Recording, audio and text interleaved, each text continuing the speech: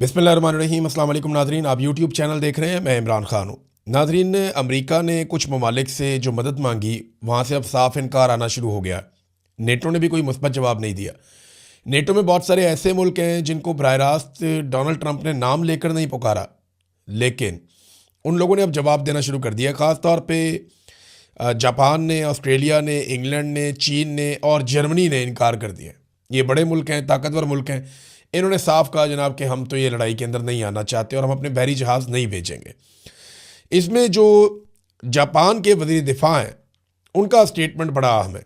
उन्होंने कहा कि ट्रंप यूरोप से ऐसी क्या तवक्को रखते हैं जो ताकतवर अमरीकी बहरिया नहीं कर सकती। यानी आपकी बहुत ताकतवर अमरीकी बहरिया है, वो अगर काम नहीं कर पा रहे तो यूरोप से आप क्या तवक्को रखते हैं। ईरान जंग हमारी जंग नहीं है, ना ही हमने उसे शुरू किया है।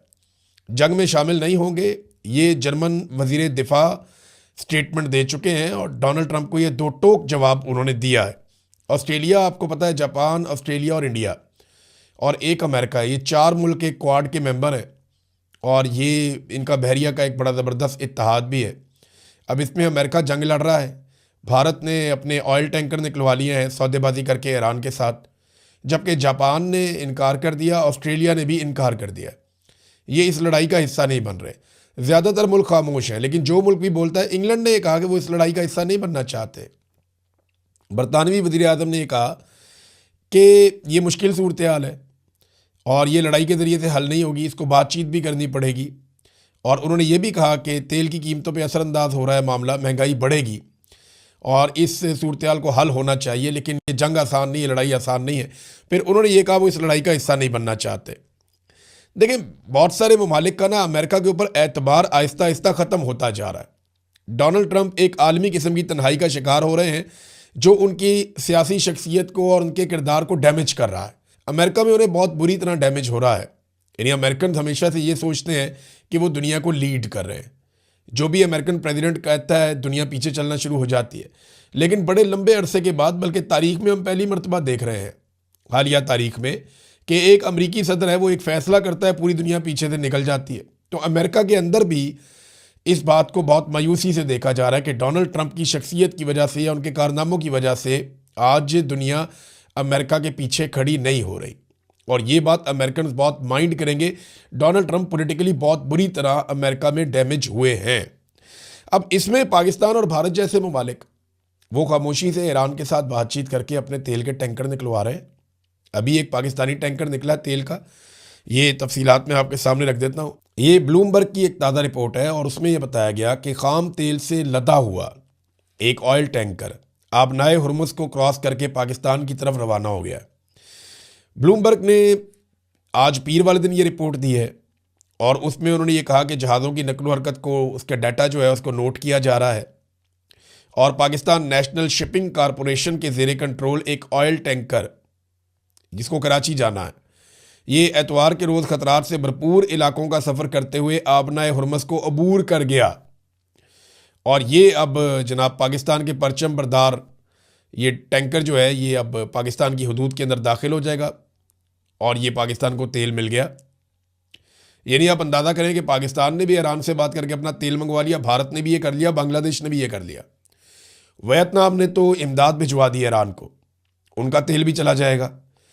तो ईरान कई ममालिक को तेल के टैंकर ले जाने दे रहा है, लेकिन अमेरिका की मर्ज़ी से नहीं, अपनी मर्ज़ी से। चाइना का तेल लगातार गुजर रहा है आबनाए हुर्मुज़ में से। अब कई यूरोपीय ममालिक भी ईरान के साथ राब्ते कर रहे हैं और वो उनसे कह रहे हैं कि चलें ऑयल आने दें, कंटेनर आने दें, तजारत करने दें। तो ईरान अपनी शराइत के ऊपर ये रास्ते खोल रहा है। यानी आज आबनाए हुर्मुज़ को खुलवाने के लिए दुनिया डोनाल्ड ट्रंप के बेहतरीन हथियारों की तरफ नहीं देख रही। दुनिया डोनाल्ड ट्रंप या अमेरिका की तरफ नहीं देख रही कि आबनाए हुर्मुज़ को खोला जाए, बल्कि दुनिया ईरान के साथ बातचीत कर रही है। ये बहुत बड़ी तब्दीली है। अब ट्रंप की हालत ऐसी है कि उनके बारे में आर्टिफिशियल इंटेलिजेंस वीडियोस बनाई जा रही हैं। अमेरिका के अंदर मजाक उड़ रहा है, पूरी दुनिया में, यूरोप में, सोशल मीडिया के ऊपर भरमार है ऐसी वीडियोज़ की जो आर्टिफिशियल इंटेलिजेंस के ज़रिए बनाई गई हैं। यानी एक वीडियो में देख रहा था, डोनाल्ड ट्रंप सड़क पर खड़ा है, हाथ में उसने बोर्ड पकड़ा हुआ है जिसमें लिखा हुआ है हेल्प मी ओपन हुर्मुज़, साथ ईरान का झंडा भी बना हुआ है कि मेरी मदद करो, मैंने आबनाए हुर्मुज़ खुलवानी है। और उस सड़क के ऊपर से मुख्तलिफ लीडर्स गाड़ियों में गुजर रहे हैं। पहले दिखाया जनाब फ्रांस और बरतानिया के लीडर गुजरे, उन्होंने घास ही नहीं डाली। फिर जनाब जापान और कोरिया के लीडर गुजरे, उन्होंने भी घास नहीं डाली। फिर दिखाया जनाब वो गुजर गए वहाँ से रशिया और नॉर्थ कोरिया, उन्होंने तो घास क्या डालनी थी, वो कीचड़ उछाल के चले गए डोनाल्ड ट्रंप पे। और वीडियो के एंड में डोनाल्ड ट्रंप कहता है जी कि why nobody help me to open Hormuz, कि मेरी मदद कोई क्यों नहीं कर रहा। तो डोनाल्ड ट्रंप ना अकेला पड़ना शुरू हो गया आलमी सतह पे। और ये डोनाल्ड ट्रंप को अकेला किया नेतन्याहू ने। ये अमेरिकन मानते हैं, वो बार बार कहते हैं कि हम फंस गए, ये लड़ाई हमारी थी नहीं। यहाँ पे आलमी सतह पे अब एक चीज़ को सब तस्लीम करना शुरू हो गए हैं। तमाम मीडिया के लोग, तमाम जितने भी तज्जियाकार हैं वो ये बात कर रहे हैं, अमेरिकन सबसे ज़्यादा ये बात कर रहे हैं कि नेतन्याहू ने डोनाल्ड ट्रंप को इस बात का यकीन दिलाया था कि जिस वक्त खामनाई को मार दिया जाएगा, यानी उसने कहा था कि खामनाई को मार दो बाकी सब आसान हो जाएगा, अवाम खुद ही रजीम तब्दील कर देंगे ईरान के अंदर। ये नेतन्याहू ने डोनाल्ड ट्रंप को यकीन दिलाया था। और डोनाल्ड ट्रंप को इसलिए भी यकीन आ गया, कुछ अर्सा पहले ईरान में कुछ मुजाहरे भी हो रहे थे, लोग भी हलाक हुए थे, तो बड़ी अजीबोगरीब सूरत हाल थी।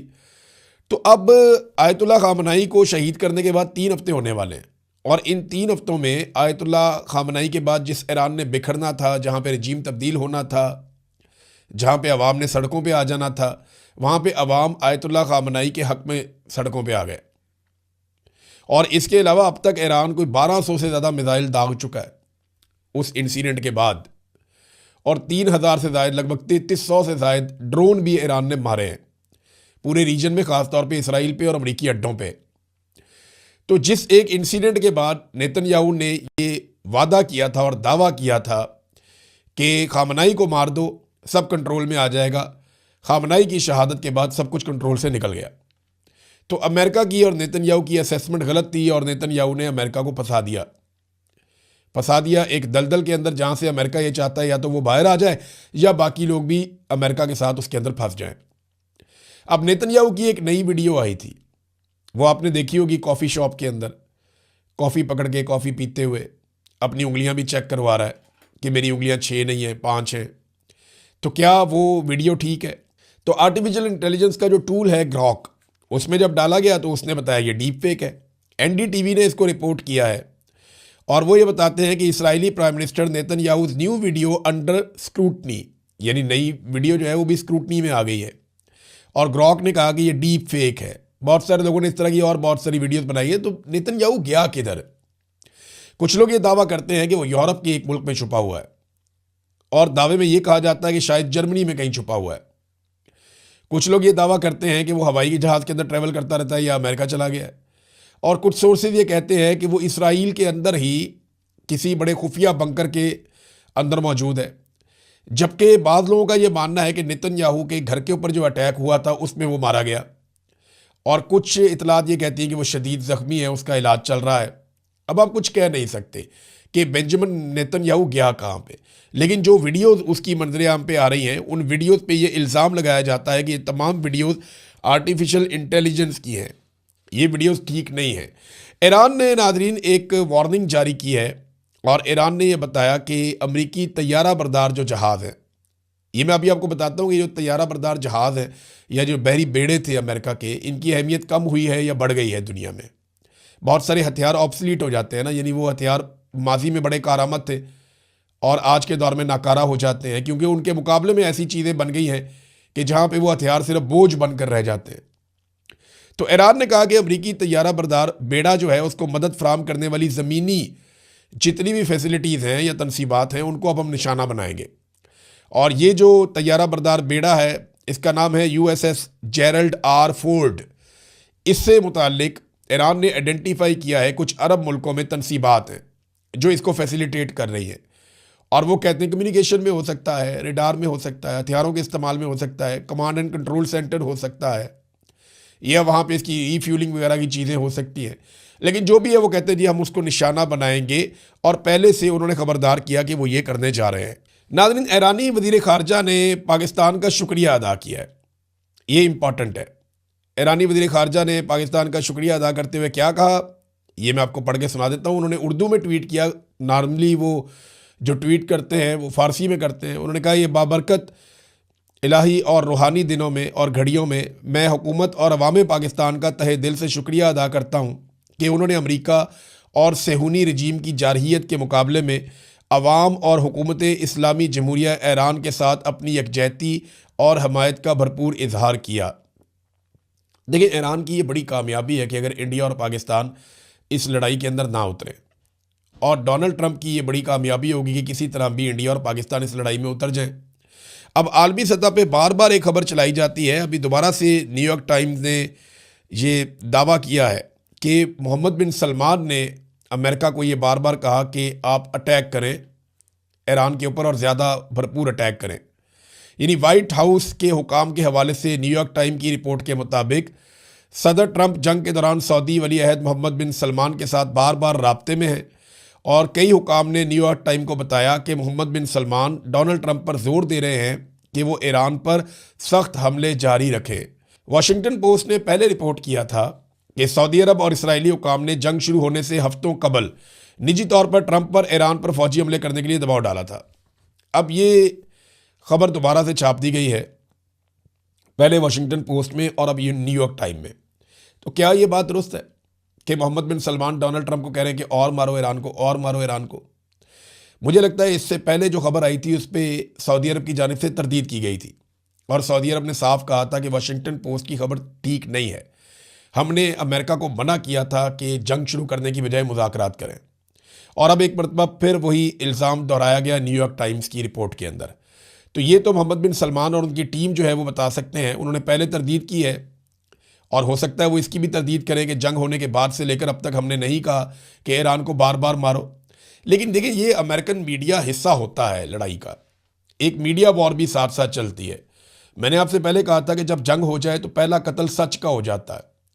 अब अमेरिका की पूरी ख्वाहिश है कि दुनिया के कुछ और मुल्क ईरान के साथ जंग में उतर जाएं। अमेरिका ने पूरी कोशिश की कि अरब ममालिक इस लड़ाई में उतर जाएं। एक वक्त ऐसा आया कि माहौल इतना सख्त कर दिया गया कि पाकिस्तान को तलब कर लिया गया, लेकिन अरब ममालिक बड़ी समझदारी से इस जंग में अभी तक नहीं उतरे। फिर अमेरिका ने कोशिश की कि चंद खास ममालिक को बुलाकर इस जंग में उतारा जाए, उन्होंने भी इनकार कर दिया। फिर अमेरिका ने नेटो को धमकियां देना शुरू कर दी कि वो इस जंग के उतर जाए। अमेरिका को बाजू चाहिए, बहुत सारी मदद चाहिए कि वो इस जंग में साथ अमेरिका के मिलकर लड़े, ताकि उनकी इखलाकी और एक बर्तरी साबित हो जाए ना कि जनाब अमेरिका नहीं लड़ रहा, पूरी दुनिया की ये लड़ाई है। अमेरिका इसको पूरी दुनिया की लड़ाई बनाना चाहता है, लेकिन पूरी दुनिया इस लड़ाई से गुरेज करना चाहती है। पाकिस्तान ने ईरान से जो मुतालबा किया था ना, जब बातचीत हुई थी ईरानी सदर के साथ शहबाज शरीफ की, तो पाकिस्तान ने एक तो देखे अमेरिका की जो पेशकश है जंगबंदी की वो भी की गई थी, लेकिन वो ईरान ने, आपको पता है उनकी शराइत है, वो ये कहते हैं जनाब 3 शराइत उनकी बड़ी इंपॉर्टेंट है। एक वो कहते हैं हमारे नुकसान का अजाला किया जाए, नंबर 2 वो ये कहते हैं कि हमें हमारे जायज़ हकूक़ दिए जाएँ, और नंबर 3 वो ये कहते हैं कि आइंदा के लिए गारंटी दी जाए कि ईरान पे कोई अटैक नहीं होगा। तो पाकिस्तान ने ईरान से जो अहम बात की वो ये है कि सऊदी अरब के ऊपर आप अटैक ना करें, हम उनके साथ एक दिफाई मुआहदे में।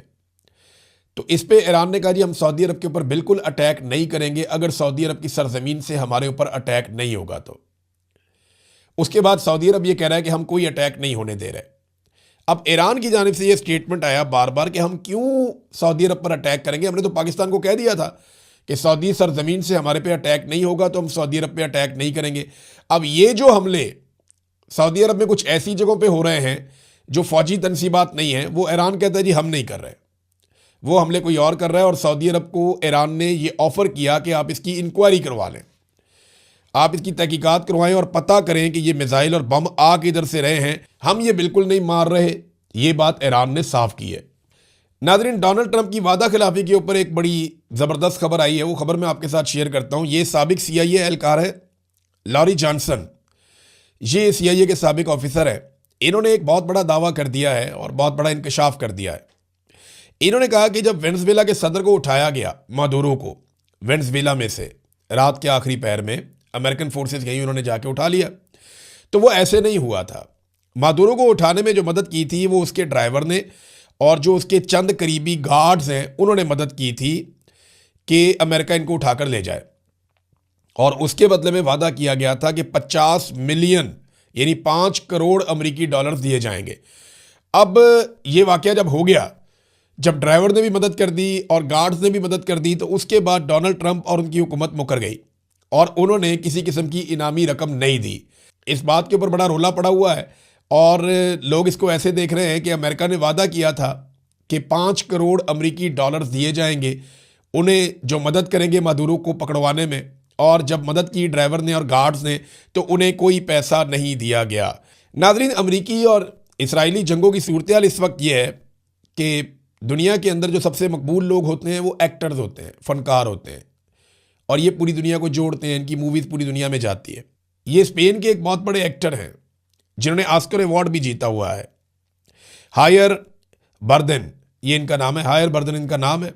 और इन्होंने जब ऑस्कर अवार्ड की तकरीब हो रही थी, भारतीय फनकारा प्रियंका चोपड़ा इनके साथ खड़ी थी, वो ज़रा अनकंफर्टेबल भी हो गई कि ये इन्होंने क्या बात की है। तो ये अपने सीने के ऊपर एक बैज लगाकर आ गए जिस पे लिखा था नो टू वॉर। वहाँ पे एक नारा लगाया ये हायर बर्दम ने, उसने कहा नो टू वॉर और फ्री फ़लस्तीन।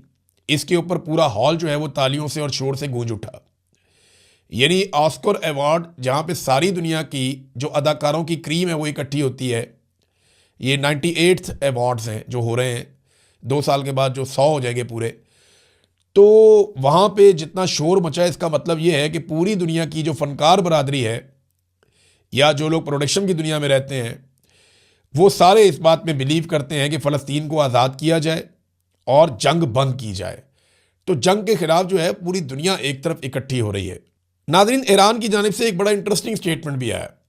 ईरानी हुकूमत ने यह कहा कि डोनाल्ड ट्रंप 2 हफ्तों में हमें 9 मरतबा शिकस्त दे चुका है। वो बार बार कहता है कि ईरान को शिकस्त हो चुकी है, वो तबाह बर्बाद हो चुका है, और बाद में कहता है कि बाकी दुनिया आए और आकर हमारी मदद करे।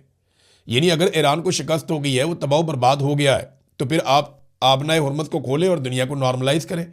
फिर आपको नेटो की, दुनिया के ताकतवर ममालिक की, उनकी बहरिया की ज़रूरत क्यों है? देखिए, अमेरिकन जो असलहा है वो अब उतना कारामद नहीं है जितना माजी में था। दुनिया में जंग के अतवार बदल गए हैं, तरीक़ाकार और स्ट्रेटजीज बदल गई हैं, और अब और तरह के हथियार कारामद हैं। ईरान ने इसको साबित किया, इससे पहले अज़रबैजान ने इसको साबित किया। रशिया और यूक्रेन की जो लड़ाई चल रही है उसमें ये बात साबित हो रही है। और ये जो बहरी बेड़े जिनके ऊपर बहुत सारे तैयारे और जंगी तैयारे हुआ करते थे, ये माजी में बहुत ताकतवर होते थे, लेकिन अभी इन्हें कोई खातर में नहीं ला रहा। अमेरिका जिन बेड़ों को डराने के लिए इस्तेमाल करता था, आगे बढ़ाता था, अब उन्हें पीछे हटा रहा है कि ये तबाही ना हो जाए। ये एक बोझ बन गए हैं कि अगर इन्हें कुछ हो गया तो हमारा बहुत बड़ा नुकसान हो जाएगा। बिलियंस ऑफ डॉलर्स इनके अंदर इन्वेस्ट हुए हैं। तो ये अब अमेरिकन हथियारों के ऊपर भी दुनिया को वो एतबार नहीं रहा। महातीर मोहम्मद का एक बड़ा शानदार एक इंटरव्यू है, उसका एक हिस्सा मैं आपको सुनाऊंगा नेक्स्ट वीलॉग में, अब क्योंकि टाइम बहुत ज़्यादा हो गया है। तो अब तक के लिए इतना ही। अपना ख्याल रखिएगा, अपने इस चैनल का भी। अल्लाह हाफिज़।